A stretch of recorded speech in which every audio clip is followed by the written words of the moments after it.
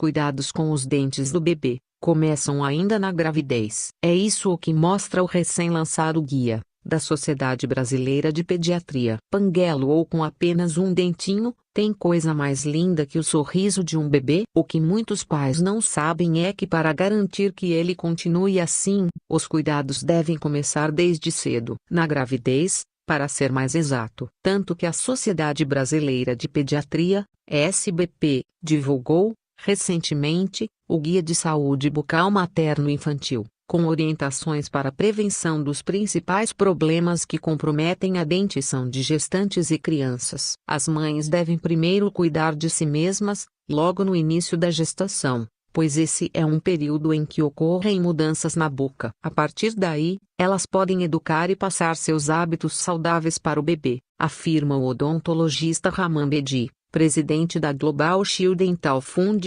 Inglaterra, ONG que produziu o guia promovido pela SBP. Pré-natal da boca. O corpo da mulher se transforma durante a gestação, e com a boca não é diferente. Um dos vilões da história, como sempre, é a ação hormonal. Ela interfere nos tecidos de todo o organismo, inclusive nas gengivas, que ficam maiores, mais inchadas e vermelhas. Por isso, a gengivite é a doença bucal que mais afeta as grávidas, explica o odontologista e odontopediatra Gabriel Politano, diretor do Departamento de Odontologia para Gestantes e Neonatos da Associação Brasileira de Odontopediatria e responsável pelas equipes de odontopediatria do Ateliê Oral Kids e do Politano Odontopediatria, ambos em São Paulo. Quando uma simples cárie não é tratada e evolui para a infecção periodontal, por exemplo, as consequências são mais graves durante a gravidez. Isso porque as bactérias da gengiva podem circular pelo organismo, atingir a placenta e chegar ao bebê, o que pode levar ao parto prematuro e ao baixo peso ao nascer, alerta Politano. Ele ressalta, ainda, que estudos relacionam a pré-eclâmpsia, pressão sanguínea elevada na gestação, a alterações do sistema vascular provocadas, entre outras razões, por substâncias encontradas também em gengivas infeccionadas. Por isso, entre as inúmeras consultas que a gestante tem de fazer está uma visita ao dentista. A procura por esse profissional deve ocorrer o mais cedo possível, tanto para reduzir a inflamação e as bactérias nas gengivas quanto para identificar e tratar possíveis complicações bucais. No dia a dia, torna-se ainda mais fundamental manter uma rotina de higiene dental adequada, utilizando tanto o fio dental como um enxaguante bucal. As consultas de rotina previnem os problemas e evitam a necessidade de tratamentos maiores durante a gestação, afirmou a ginecologista e obstetra Poliane Prismic, do Hospital e Maternidade São Luís Itaim, São Paulo.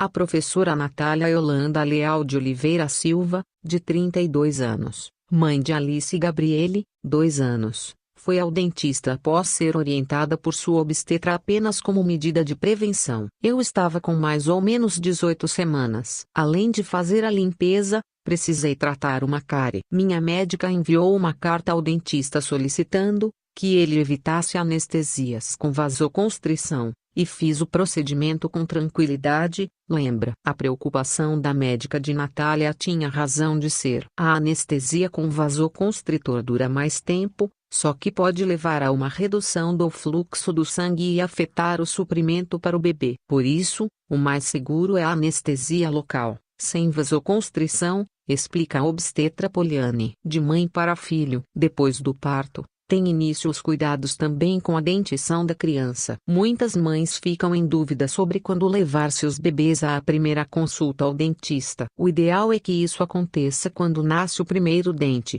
o que normalmente ocorre entre o 6º mês e o 1º ano, e a partir daí, a cada 6 meses.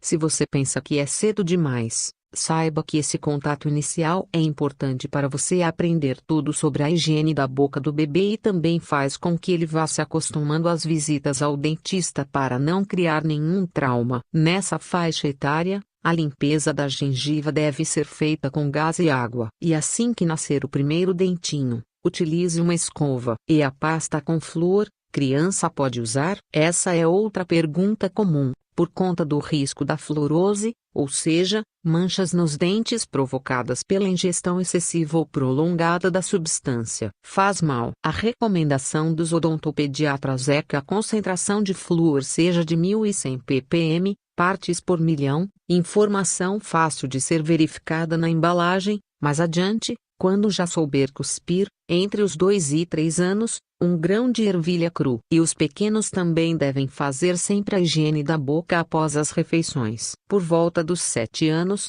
a criança já pode, então, usar o creme dental da família. Mas como o sabor costuma ser mais forte, a tendência é que ela reclame. Se isso acontecer na sua casa, tudo bem deixar seu filho escovar os dentes com o creme dental infantil por mais alguns anos. Nessa mesma época, ele também já pode fazer a atividade sozinho, porém, você pode dar uma ajuda na última escovação, à noite. O fio dental, por sua vez, tem de ser usado diariamente nas crianças cuja arcada dentária está formada por todos os dentes de leite, o que ocorre em torno dos 3 anos. O mesmo vale para o enxaguante bucal sem flúor. Sorriso comprometido. Parece mentira, mas mesmo os bebês, com seus poucos e pequenos dentes, podem sofrer com a temida cárie sim. Um novo estudo da Universidade de Melbourne, Austrália, acompanhou 600 crianças do nascimento até os 7 anos e descobriu que ela pode surgir a partir dos 6 meses. A cárie nada mais é do que um processo de desmineralização do dente. Quando a gente se alimenta e não consegue remover toda a sujeira,